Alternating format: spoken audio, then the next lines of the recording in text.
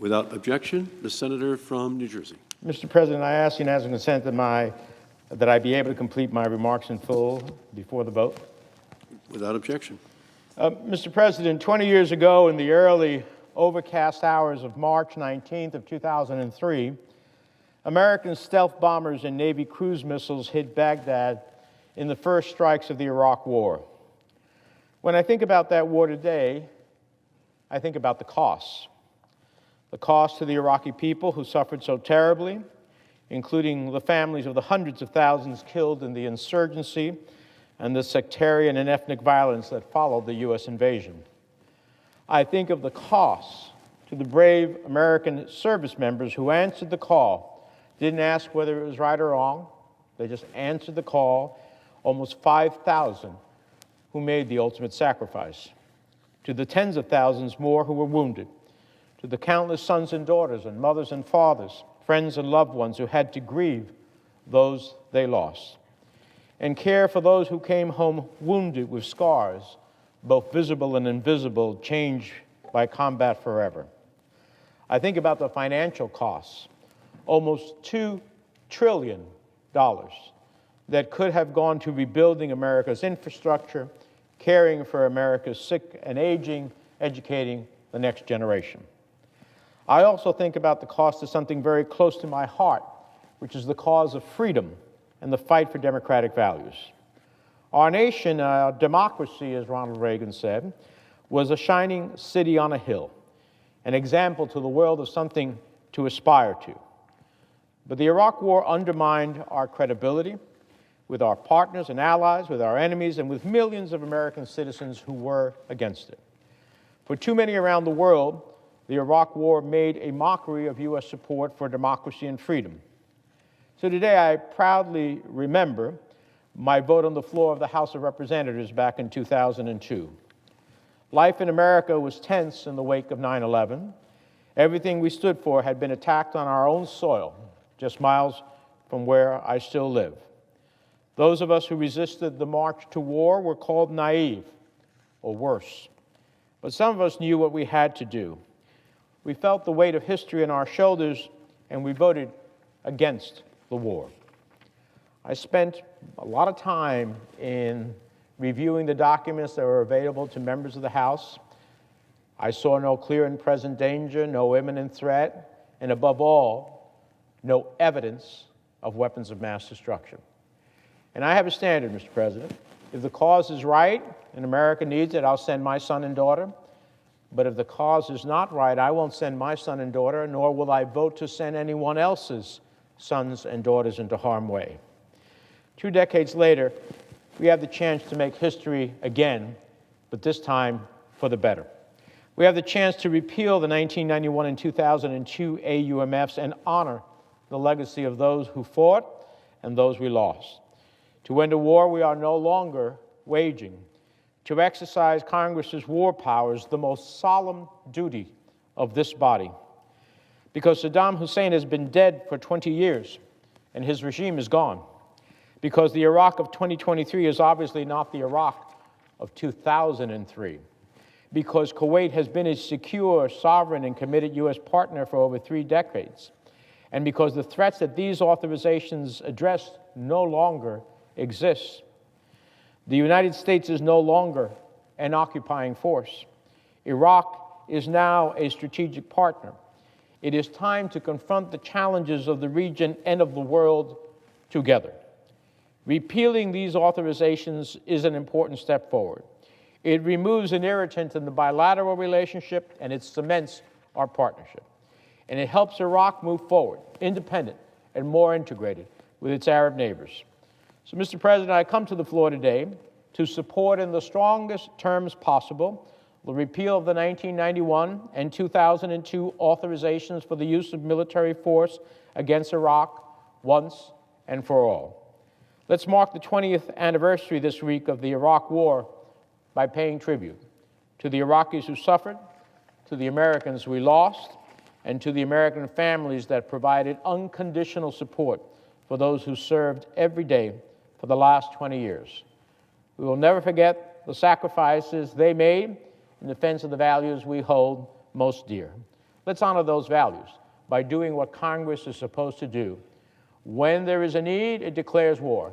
And when that's over, it's time to end the declaration and the authorization.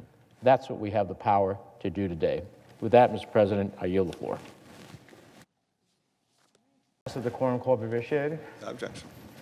Mr. President, as senators, our gravest responsibility is to use, I should say, authorize the use of military force, because that is a decision about life and death. It's a decision about sending our sons and daughters into harm's way. More than 20 years ago, we voted on whether to authorize the use of military force against Iraq. Decades later, we have a chance to formally end that war and claw back an outdated authority. When authorizations for military force have outlived the purpose that Congress intended, we should repeal them. We should repeal them to ensure that Congress determines when to send Americans into harm's way, so that our laws reflect current threats and protect U.S. interests, and to guard against future executive abuse. Now, it's taken a long time to get here. I want to commend Senator Kaine and Young, two esteemed members of the Senate Foreign Relations Committee, who have been pursuing repeal of the 1991 and 2002 AUMFs against Iraq for years. And I applaud their relentless focus on this issue. As we mark the 20th anniversary of the invasion of Iraq, we cannot ignore its heavy toll. It destabilized the Middle East. It empowered Iran. It turned al-Qaeda into a regional franchise. By some estimates, it killed more than 500,000 Iraqis. It was a war our partners in the region did not support, and it damaged American leadership on the global stage. But most gravely, it cost our nation nearly 5,000 lives. Americans who fought bravely and served their nation, didn't ask the question whether it's right or wrong, just answered the call. Now, I'm proud to have voted against going to war with Iraq in 2002 when I served in the House. I believe history has proven that was the right call. But that is not the question before us today. The Iraq of 2023 is far different than the Iraq of 2003. Today, Iraq is a critical strategic partner. We fight ISIS together. We protect American personnel and American assets together. This relationship also goes far beyond security. We are partnering on health, education, and climate change. We're working to stabilize global energy markets together. Repealing these outdated authorizations would cement this important relationship with serious bilateral diplomacy. It will help Iraq chart a course for the future that is independent and more closely integrated with its Arab neighbors. It also removes a major Iranian talking point, however false, that the United States is a colonial power in Iraq. Now, there are real threats in this part of the world. We must be clear-eyed about those. But the answer to those threats is not the 1991 or 2002 AUMF. Now, I know when we get to amendments, my colleagues will offer amendments to this bill. They will try to delay repeal. They will argue we need these authorizations to respond to Iranian-led and Iranian-backed attacks. They may even offer amendments to expand these authorizations and give the President even broader authority. But I urge my colleagues to remember this. The President is clear in his view that he has the authority under the 2001 AUMF and the Constitution for defensive military operations against ISIS or Iranian threats against U.S. personnel and interests. In fact, the President has responded to Iranian-led and Iranian-backed attacks repeatedly and has done so without relying on the 2002 AUMF. Now, take it from me, as someone who has worked for decades to confront the challenge of Iran, I know well the threat that Iran poses to us and to our allies in the region. We cannot be naive about their intentions, and we need to have the political will to respond how and when we deem necessary. But repeal will have no impact on our ability to defend U.S. interests against Iran. None whatsoever. After 20 years, this is a defining moment. Congress needs to repeal these authorizations for the use of military force to reassert our constitutional role on war powers. We should not just declare wars, we need to be able to end them as well. And let's be clear, this is not some theoretical debate. This is about the lives of our servicemen and women who may be called upon to fight and make the ultimate sacrifice. In our democracy, those decisions must be made by Congress. So I'm proud that we're stepping up to have the difficult debates that we should have, and I look forward to passing this bill with a strong bipartisan vote as it passed out of the Senate Foreign Relations Committee, which has jurisdiction over the authorizations of uses of military force. That bipartisan vote there, I think, will be reflected in a bipartisan vote in the House. I urge my colleagues to vote to repeal these authorizations, and in the first instance to start by doing so by voting to have cloture.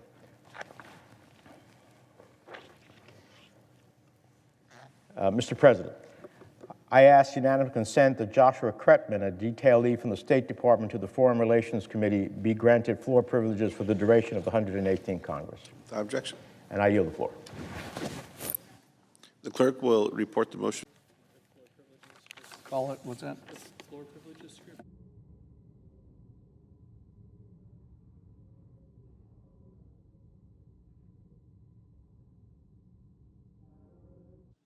Senator from Kentucky. I ask unanimous consent that the following interns in my office be granted floor privileges until May 5th, 2023. Andrew Jaraki, Nick Sierko, Leon Kamenev, and Henry Beck.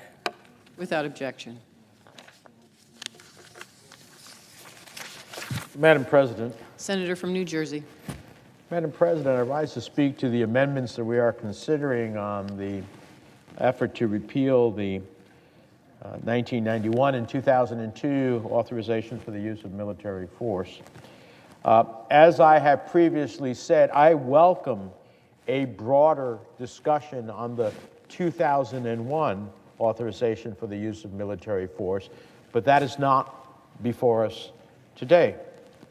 Following repeal of the 1991 and 2002 AUMFs, I hope that we can engage in what will likely be a robust debate about what authorities the administration does need and what the scope potentially of a replacement AUMF would be. But as yet, we have not had that substantive discussion. And I don't believe it would be wise to repeal the 2001 AUMF without engaging in that debate first, without having the hearings to understand what is the authorities the administration needs to continue to protect America. The details matter here. We just finished a hearing at the Senate Foreign Relations Committee with the Secretary of State. He testified before the Senate Foreign Relations Committee that the 2001 AUMF is still a vital authority that is being relied on. So we may disagree with how the 2001 AUMF has been maybe stretched by other executive branches and concerns as to how we will continue to use it, but an outright repeal with nothing to replace it, is not a sound response that ensures our military has what it needs to execute missions in defense of U.S. interests. So I support a debate to replace the 2001 AUMF and to develop what should be the specifics of that replacement.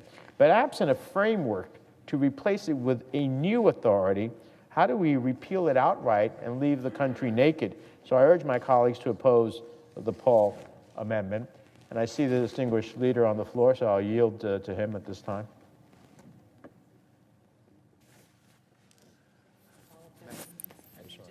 They need to call up their amendments. Do you?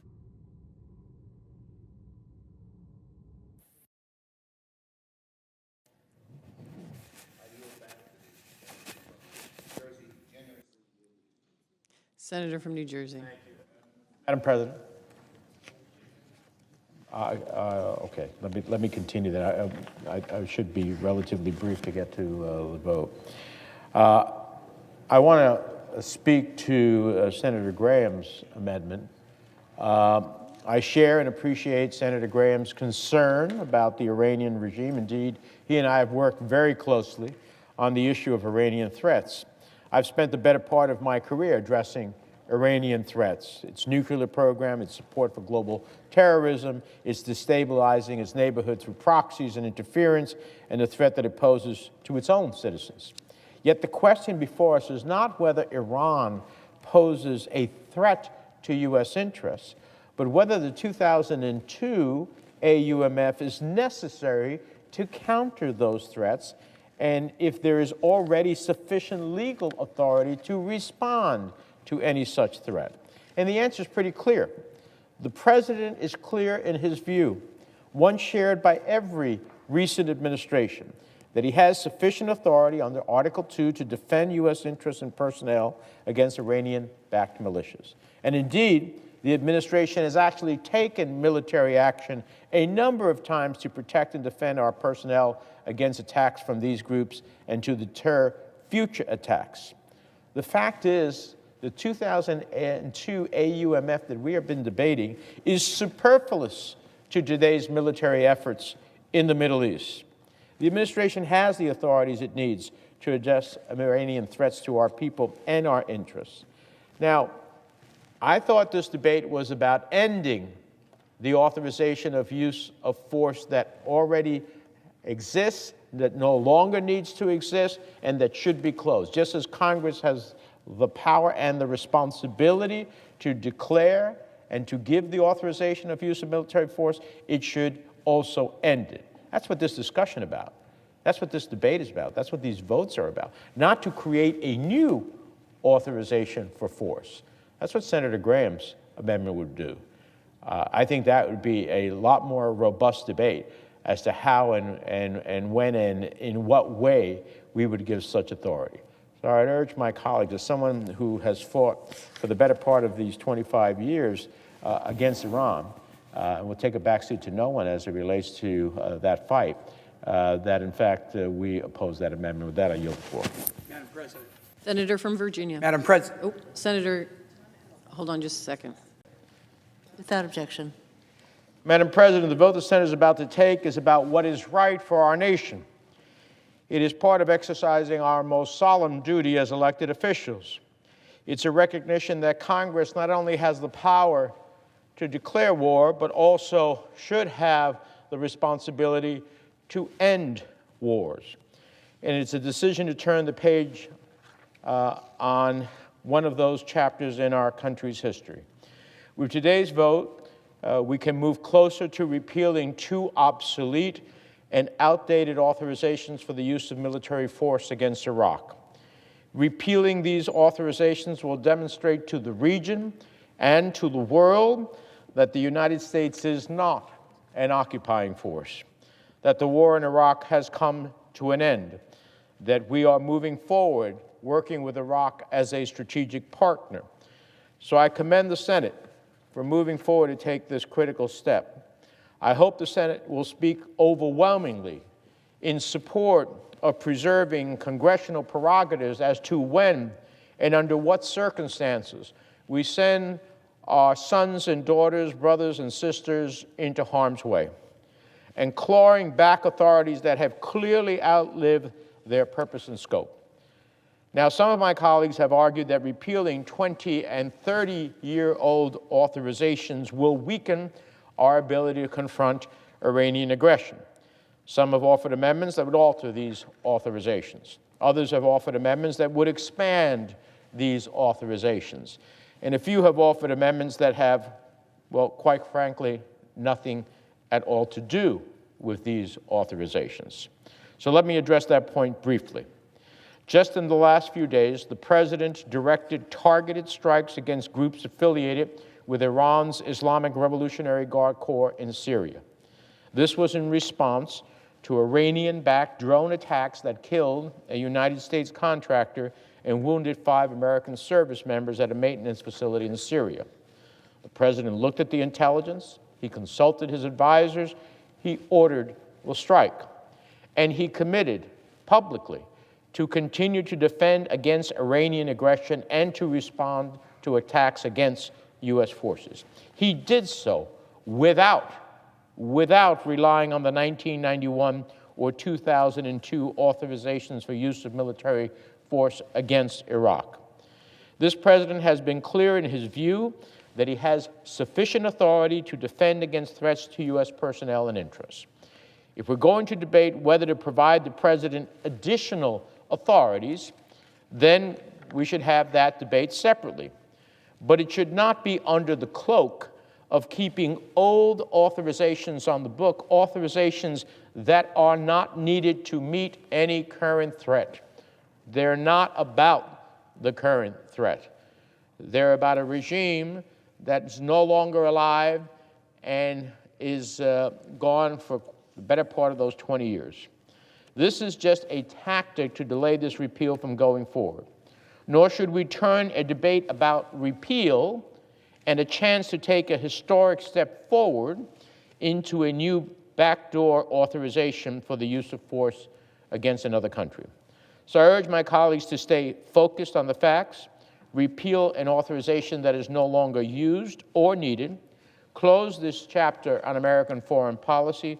Let's finally repeal the 1991 and 2002 authorizations for use of military force against Iraq. I urge my colleagues to vote to move forward with repeal of these AUMFs, and I yield the floor. From dark prison cells in Tehran to the FSB's prison in Moscow, autocrats and dictators are unjustly detaining innocent Americans as pawns to advance their geopolitical goals. And so, Mr. President, I come to the floor today as families of these Americans have gathered in Washington to shine a spotlight on the plight of their loved ones and to support passage of the Americans Wrongfully or Unlawfully Detained Abroad Act of 2023, which is a bipartisan effort I'm leading with a ranking member of the Foreign Relations Committee, Senator Risch, as well as Senators Shaheen and Hagerty. This bill would make a simple yet meaningful change to lessen the burden on these families as they work towards the release of their loved ones. It would allow the State Department to cover travel and lodging costs for families to advocate for their loved ones' release in Washington. It would also advance efforts to support the mental health and well-being of detainees and their families. And it will eliminate a completely arbitrary distinction under U.S. law. Currently, if your loved one is being held hostage by a non-state actor, for example, a terrorist group like ISIS or Al-Qaeda, the government pays the cost for limited family travel to Washington.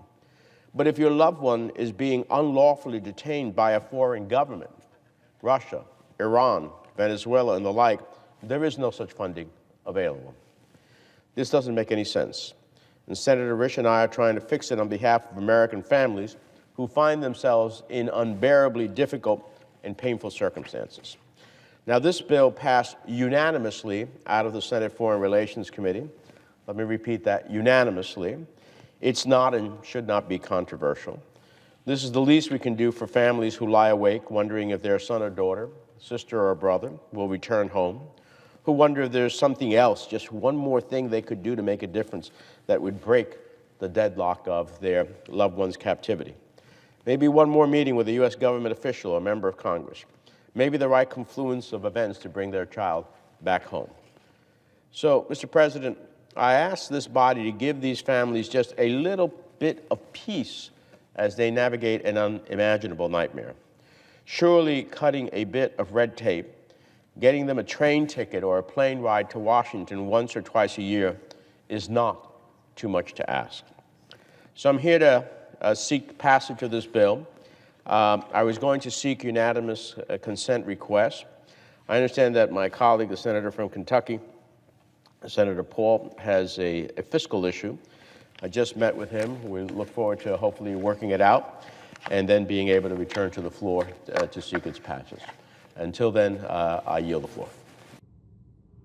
Mr. President, I come to the floor today in opposition to a cruel and misguided attack on millions of student loan borrowers in New Jersey and across the country. Now, I understand that some of my colleagues are intent on overturning President Biden's signature policies, no matter the cost or the consequence. But to overturn his landmark student debt relief program just to score political points, to force borrowers to pay back their loans with interest and stick it to the administration? Well, that to me is just cruelty for the sake of cruelty. How else can you describe a proposal that would strip away one of the most important economic lifelines borrowers have relied on? Other than cruel, what else can you call a resolution that rips away benefits for up to 43 million Americans who stand to benefit from President Biden's relief plan? Now, I remind my colleagues that the pause on student loan repayments has saved borrowers an average of over $233 per month, an amount that is particularly crucial for our nation's teachers, nurses, police officers, and firefighters who rely on the Public Service Loan Forgiveness Program. For a moment, I'd like to focus on the impact this resolution has on them, because for these public service employees, $233 can mean the difference between making it to the end of the month or not. Make no mistake, repealing this relief especially hurts public sector workers all across the country, the very people who go to work every day to care for us, protect us, educate our kids, and keep us safe. Is this body really trying to claw back benefits from thousands of everyday heroes in our communities? Is this really what my colleagues set out to do? For years, the Public Service Loan Forgiveness Program has enjoyed bipartisan support because it's essential to the promise of America. After all, if you take out loans in support of an education for a career benefiting others, then you deserve to see your balance forgiven after 120 payments or 10 years as outlined under the law. For many individuals, the economic challenges of COVID and the reforms that occurred as a result were the first time that they were able to enjoy the program's benefits. This harmful proposal erases that progress and once again imposes the burden of debt on hardworking teachers, nurses, police officers, and firefighters. This proposal is a slap in the face to them and to their shot at the American dream, full stop. It's a slap in the face for public service loan forgiveness borrowers and for the full universe of Americans who stand to benefit from student loan relief, which is why I encourage all of my colleagues to ask themselves, is this vote, this misguided proposal, the kind of message you feel proud to send? When the history books are written about this moment in time, do you want to stand on the side of the 43 million Americans who have played by the rules and stand to benefit from long overdue student loan forgiveness? Or do you want to stand on the side of those who punish hardworking Americans for trying to get ahead? That, to me, is the stark moral decision that is before this chamber. With your vote, you can choose to support the borrowers you represent by rejecting this plan, or you can blindside them, rolling back nearly 8 months of interest benefits they've earned and deserve. In no uncertain terms, this resolution increases the yoke of student loan debt and sets up borrowers to fail. That is not something that I want to vote for, and it is not something that any member of this chamber should want to vote for. I urge my colleagues to vote no. And with that, Mr. President, I observe the absence of a quorum. Mr. President, this year marks the 200th anniversary of diplomatic ties between the United States and Chile, and 20 years since Congress approved a free trade agreement between our two countries. In April, I led a caldel to Chile. I had the chance to meet with Chile's leaders and American businesses operating there. We were a bipartisan group. I went with Senators Kane, Senator Hagerty, Congressman Cardenas, and we met with tech companies, we met with insurance companies, we met with mining companies, you name it. You know what every single one of them said to us? You know what they all wanted from the United States Senate? To approve the Chile tax treaty. They said if the United States doesn't ratify the treaty, they will continue to be at a huge disadvantage. The world is changing. We are undergoing an energy transition. And without this treaty, we are going to fall behind on critical minerals and manufacturing of the future. And they're right.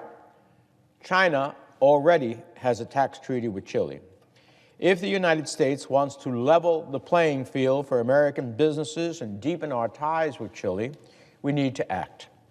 Chile is one of our strongest democratic partners in the Americas, and the Chileans want us to ratify the treaty as well.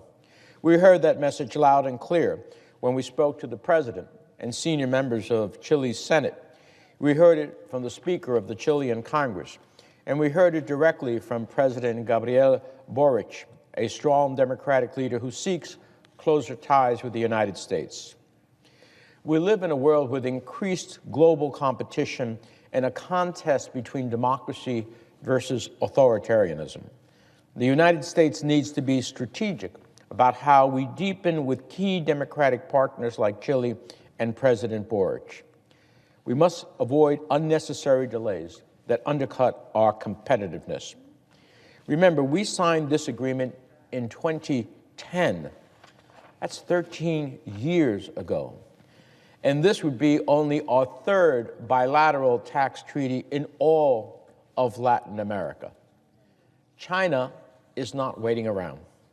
So if we want to be competitive, we need to move forward with the same determination, and the Chile tax treaty is an incredible opportunity in that regard. Chile is an important market for U.S. goods and manufacturing, including aircraft, vehicles, and machinery. Chile is a leading producer of copper, and Chile has the second largest lithium reserves in the world. This critical mineral is the building block for many modern technologies. As global demands skyrocket in the coming years by as much as nearly 4,000%, this tax treaty will make it easier for U.S. businesses to be competitive in this emerging sector. U.S. businesses and their Chilean counterparts want predictability and consistency in tax treatment. As they continue to scale up operations, and as the United States and Chile forge even stronger economic ties, they want to know that they won't be taxed twice on the same income in two different countries. And that's why the Chile tax treaty has overwhelming support from the U.S. private sector. The U.S. Chamber of Commerce has expressed its resounding support for the treaty. It has the support from U.S. companies across a range of industries and sectors. And the treaty enjoys strong bipartisan support, as is evidenced by the fact that it passed the Senate Foreign Relations Committee by a nearly unanimous vote, 20-1. By approving this treaty, we not only give the Senate stamp of approval right now, we have high hopes for where this treaty will take our two nations in the future.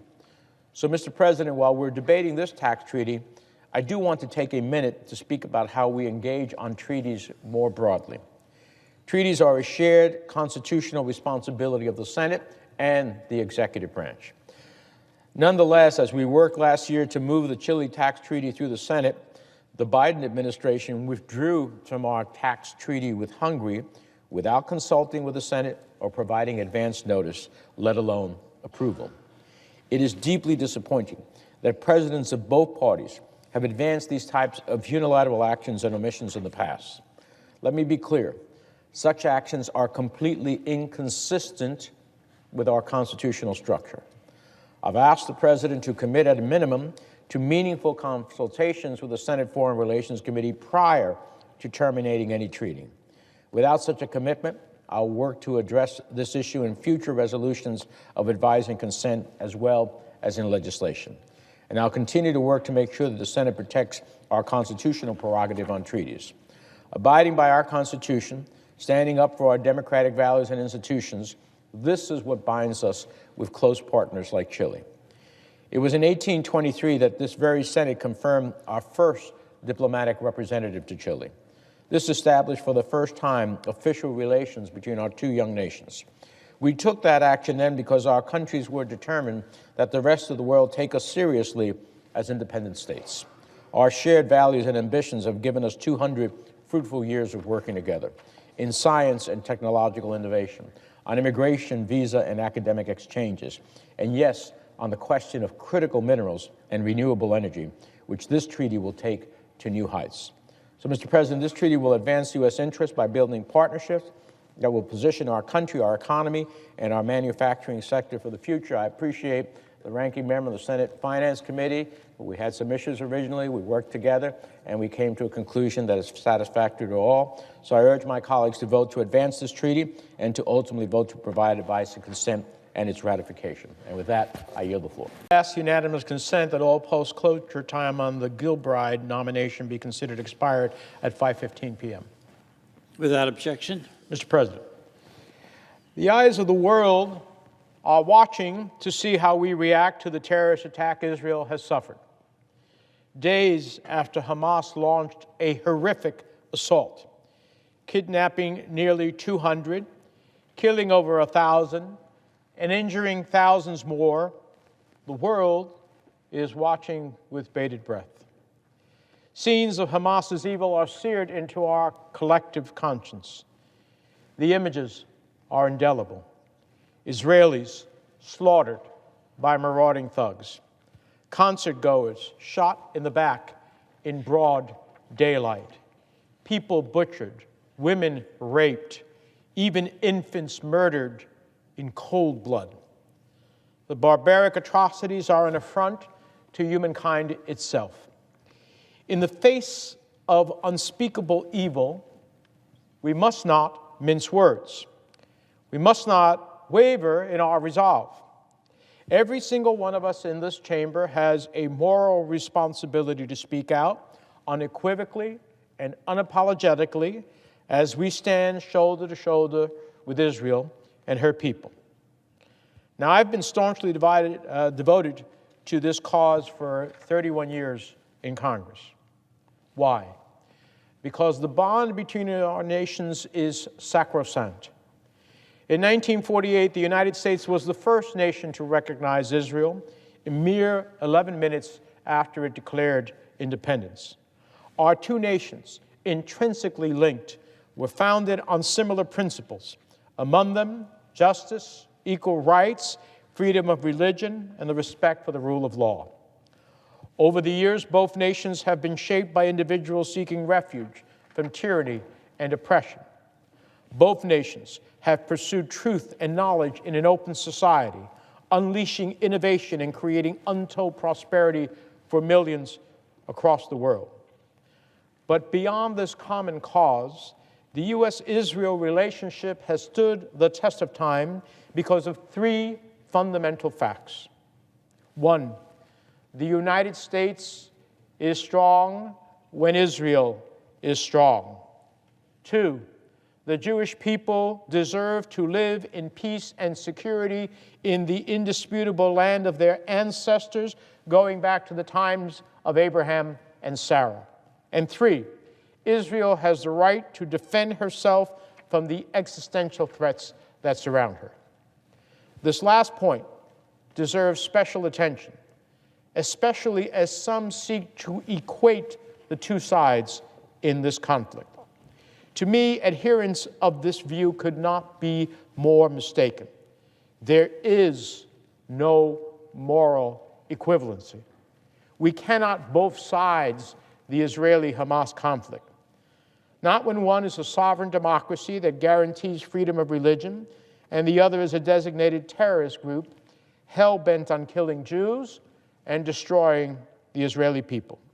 We cannot both sides the conflict when for decades one has shouldered the heavy costs of war, terrorism, and unjustified boycotts, and the other has diverted humanitarian aid towards weapons designed to kill as many as possible. We cannot both sides the conflict in light of the steps taken by Israel to limit civilian casualties. No nation but Israel actively takes steps to warn of impending attacks. None. No other nation drops leaflets and makes phone calls to alert residents that they may be in danger's way. Only Israel waits to begin its military offensives, even when it means losing the element of surprise and putting it at a tactical disadvantage. Compare that to the barbaric steps taken by Hamas. When Israel voluntarily and unilaterally withdrew from Gaza in 2005, did Hamas moderate its actions? Did it take the opportunity to build peace and create prosperity for the Palestinian people? No. Instead, it instigated war, and it continued to terrorize and kill Israelis. It fired tens of thousands of rockets into population centers, indiscriminately raining terror down on families while they slept, children while they walked to school, or congregants when they gathered to pray. Not only did it brazenly commit these war crimes, it did so while using its own residents as human shields. That's right. Across the Gaza Strip, Hamas co-opted Palestinian homes, schools, and mosques to carry out attacks on their Israeli counterparts. So to those who seek moral equivalence between the two sides, I ask you, who fires rockets out of someone's home? Hamas. Who uses schools and hospitals as launching sites for deadly missiles? Hamas. Who uses mosques as weapon depots? Hamas. Moreover, who denies food, water, fuel, and shelter to civilians in order to better its fighters? Hamas. Who denies Palestinians the right to leave northern Gaza, trapping them to use them as human shields? Hamas. We must recognize, of course, that not all Palestinians are part of Hamas and that many residents in Gaza are trapped in a cycle of violence that has nothing of their doing. But I'll say it again. Hamas is not a legitimate political entity. It does not have a mandate to govern the people of Gaza. It is a terrorist organization guided by religious fanaticism, full stop. In the past, when Israel has opened up economic opportunities for Palestinians in Gaza, Hamas used the goodwill of Israel to lull Israel into a false sense of security. In this way, the Gazan people's thirst for freedom and prosperity has been supplanted by Hamas's thirst for vengeance and destruction. And after misleading Israel into thinking that it cared about the economic well-being of Palestinians instead of its stated mission of killing Jews, Hamas bought itself time to train and prepare for one of the most heinous terrorist attacks in Israel's history. So make no mistake, the difference between Israel and Hamas is the difference between a civilized society and barbarism. If there is suffering to be found in Gaza, it is a direct result of Hamas's actions.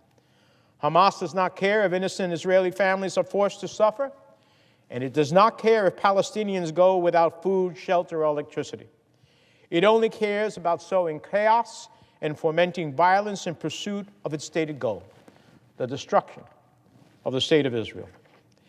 And by refusing to accept Israel's right to exist, putting it at odds with Arab countries who have joined the Abraham Accords and the Palestinian Authority, for that fact, in the West Bank, Hamas has revealed its true colors.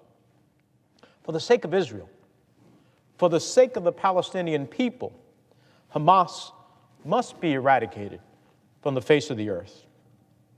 On October 7th, it launched a brutal first salvo, an operation that clearly, in my mind, has Iran's fingerprints on it because of the capabilities Hamas alone does not have. Intelligence and technological factors. Only a state actor would have that. And the only state actor willing to assist Hamas with that is Iran. Now, perhaps Hamas launched its attack in the belief that others would join a multi-front war to eliminate Israel. Perhaps it saw the writing on the wall with the recent Abraham Accords and talks of Israeli-Saudi normalization. Or perhaps it sought to turn public sentiment against Israel with a race to the bottom, boosting its own image among the rogues gallery of anti-Israel regimes. But regardless of why Hamas carried out its attack, today in this chamber, let us expose Hamas for what it is. let us reject the trap that they have tried to set and stand with our ally Israel in the wake of abhorrent attacks. Let us recommit to the principles we share with Israel as we support her in her hour of need. Let us call out Holocaust deniers who deny Israel's legitimacy. Let us promote the honest truth about Israel's contributions and call out anti-Semitism wherever it is found. And let us also root out the poisonous ideology of Islamophobia that recently claimed the life here in the United States of a 6-year-old Palestinian-American boy, Wadea al-Fayoumi. And above all, let us do the work we were elected to do, passing a bipartisan funding package to replenish the Iron Dome, something that in the past I have led on, and swiftly confirming a nominee to be our ambassador to Israel. This is not a moment to hesitate. This is a clarion call. As we prepare to take votes in support of our allies' struggle against terrorism, I can't help but think back to my very first visit to Israel over 3 decades ago. It's a trip I'll never forget, especially the helicopter ride that crossed the narrowest part of Israel in only 3 minutes. In 3 minutes, we traverse a piece of land of such significant history where so many residents, with their backs to the sea, are surrounded by unfriendly neighbors. As I crisscrossed the country from the Negev desert to Jerusalem to the Galilee, I was immensely moved not just by the people who made the desert green, but by the holy sites that ground my faith as a Christian. I freely visited these sites, as so many others have over the years, because Israel's jurisdiction ultimately opened them up to all. It is a freedom to worship that isn't guaranteed everywhere. Mr. President, to me, this conflict boils down to the fundamental idea of freedom. Will we accept a world where militants with rockets and weapons can dictate the future? Or will we send them to the dustbin of history? Will we stand up to terrorists and be there for our staunchest ally when they are in need? Freedom-loving people, freedom-loving nations must answer this call and meet the moment at hand. Israel is the one place in the world, the one place where anti-Semitism can be structurally impossible. It is the field of hope on which fear can be vanquished, the island of refuge that can stand firm no matter how stormy the sea of history turns. And that's why we must always keep it safe and always keep it free. May we find the courage and the political will to do so quickly in the days ahead. With that, Mr. President, I yield the floor. Madam President, throughout my more than 30 years in Congress, I have pushed our nation to stand up for human rights around the world. Why? Because to me, it's an essential component of our foreign policy, a hallmark of both Democratic and Republican administrations, and a cornerstone of American leadership on the international stage. Now, some may ask why I do this in the face of pressing global challenges. Why speak out for what is right even when it is not popular? It's simple. When we guard against genocide, when we prevent ethnic cleansing, when we speak out against atrocities, we uphold America's standing as a global force for good.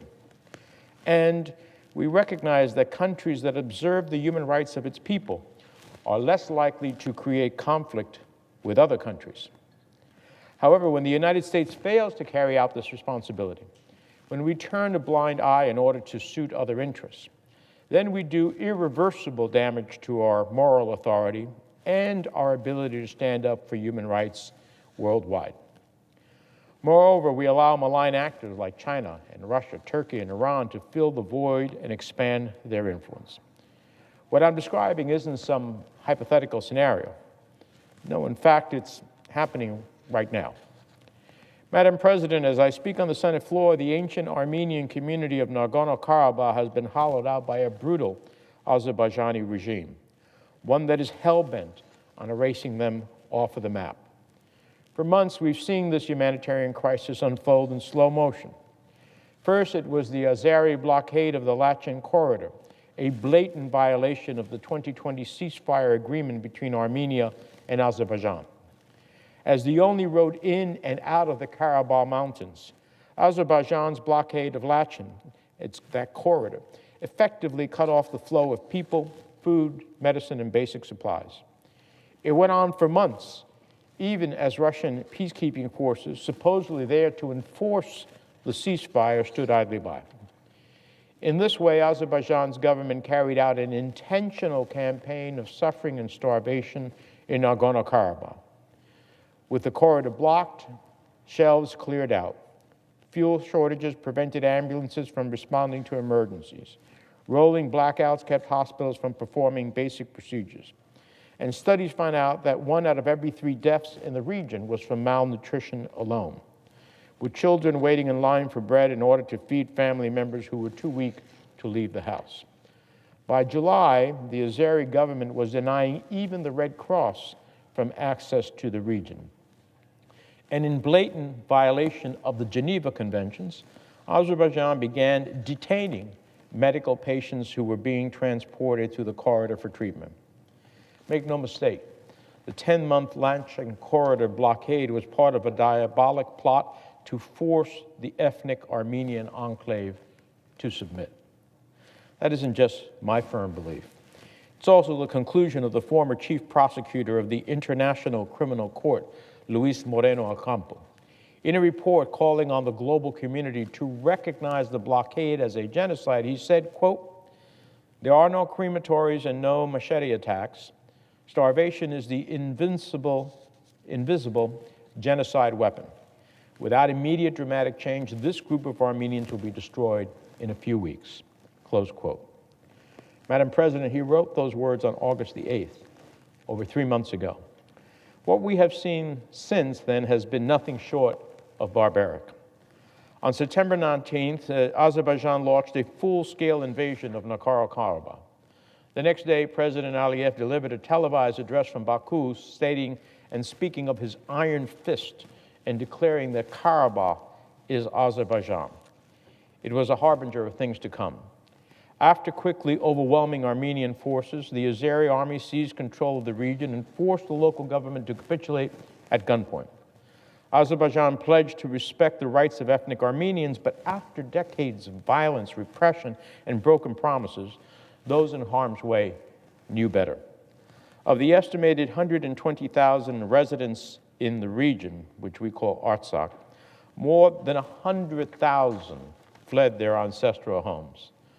On the ground, reports of this forced exodus are brutal. Buses were packed to the rim with refugees clinging to the very few items they could carry. Journeys as long as 40 hours were documented on the only mountain road leading into Armenia.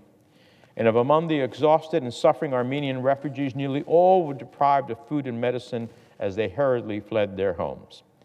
The Armenian health minister announced that some people, including elderly patients, died on the journey. And it is no surprise, really, when you consider the eyewitness account of a health clinic director in the Armenian border city of Goris. According to him, most of the patients that they treated at a health clinic on the border were, quote, cases of malnourishment, dehydration, people who had been unable to take prescriptions because they simply didn't have access after being on the road for 2 or 3 days. The clinic treated these patients as well as others suffering from bullet wounds and broken limbs, bruises consistent with beatings. Hundreds of cases of shrapnel injuries, some of which required amputation. Madam President, if this is not evidence of human rights abuses, then what is? Make no mistake, this year alone, the Armenian people have suffered through a 10-month siege, a lightning military campaign that killed hundreds of civilians, and the forced departure of tens of thousands of residents from their homes. These refugees need our help, and they need it now. With temperatures poised to drop during the brutal winter months in the mountainous region, these newly displaced refugees will need food, shelter, warm clothes, essential services like healthcare. They'll need assistance as they try to pick up the pieces that were shattered in the frantic rush to flee. And they'll need long-term support in the midst of a chronic housing crisis in Yerevan that prices many families out of the capital city. The United States can, and it should, fill this need with clothing and blankets, energy assistance, and other humanitarian aid. To those who point to the acute suffering currently going around the world, particularly in the Middle East, I ask you this: should we be in the business of picking and choosing which humanitarian crisis we respond to? Whether it's Palestinians being used as human shields by Hamas, or Armenians forced to leave the only homes they've ever known, should we ever ignore the human suffering of those crying out for help? To me, it is a false choice to support aid for refugees in some circumstances, but not others. America has to continue to show up for displaced individuals everywhere they are found, especially as we defend human rights wherever they are violated. Above all, we must continue to press for accountability when it comes to those who violate human rights. Wherever assaults are launched without warning or provocation, whether it's Russia's unprovoked war in Ukraine, Azerbaijan's invasion of Nagorno-Karabakh, or Hamas's barbaric terrorist attack on Israel, we have to stand with our allies as they seek justice for victims in a way that upholds human rights and follows the laws of war. The eyes of the world are watching how the United States responds to these conflicts. And as we have done so many times before, we must leverage our position as a moral authority for good in order to deliver necessary aid to the affected regions. As I've said, human rights are a central tenet of our foreign policy. We cannot afford to lose sight of that in this moment, which is why we must continue to raise the plight of Nagorno-Karabakh in the halls of Congress. This cannot be a forgotten genocide, as so many others have been throughout history. We cannot lose sight of the task at hand, which is to stand in the breach and address the Azeri threat before it presses its advantage and seeks to seize more territory. That's right, more territory. President Aliyev has openly stated that he'd like to, quote, unite his country with its exclave in Nakhchivan by cutting through sovereign Armenian territory. The potential catastrophe that could set off cannot be overstated. The last thing we need in this region is further conflict between two states that share their borders with Iran and Turkey. Therefore, I submit to my colleagues that our top priority must be to stand in the breach and address the threats that Armenia continues to face before tensions again spiral out of control. We must invoke the language of what has happened here in terms of genocide, vowing to never forget the horrific actions that Azerbaijan carried out in its ruthless campaign. I, for one, will not stop or rest until a full accounting of Azeri atrocities is completed. I'll continue to oppose any and all military aid to Azerbaijan in light of their horrific human rights record. And the Biden administration should not be using the waiver authority it has to give Azerbaijan U.S. military assistance. And I'll make sure that what happened in Nagorno-Karabakh is never forgotten by the powers that be. Many of my colleagues will recall a previous instance when the moral line between right and wrong was so clear. It was during our successful effort to recognize the Armenian genocide after more than 100 years of equivocation and denials. That resolution did not come about in a single day. It did not come about in just one Congress. When I was a member of the House of Representatives, I helped introduce these resolutions every single Congress. And when I came to the Senate, I introduced them every single year as well until it finally passed with overwhelming bipartisan support in December of 2019. That victory, that long-awaited moment, was the result of years, if not decades, of dogged advocacy until justice was finally achieved. I'll never forget then, and I will never forget now. And in this same spirit, we cannot let this crisis fade from the memory. In the same way that we remember the millions of Armenians who were ruthlessly slaughtered by the Ottoman Empire, so too must we remember the lives lost in Nagorno-Karabakh and the tens of thousands of refugees who have been forced from their homes. We have to stand in solidarity with them today, tomorrow, and every day going forward. We must end our support for the Azeri government that perpetuated this assault. And we must sanction all those responsible for carrying out these despicable crimes against humanity. That, I believe, is the task before us in the Senate, It is a goal we must commit to if we are to shine as a beacon of hope for oppressed people around the world, to be that moral voice of clarity as it relates to human rights. You can't pick and choose. And so this is a moment to make sure that we stand up for those who have had their human rights ultimately denied as a result of the Azeri government, were forced out of to their historic homes, and now face the challenges of a bitter winter. We can make that bitter winter better. Thank you, Madam President. I yield the floor.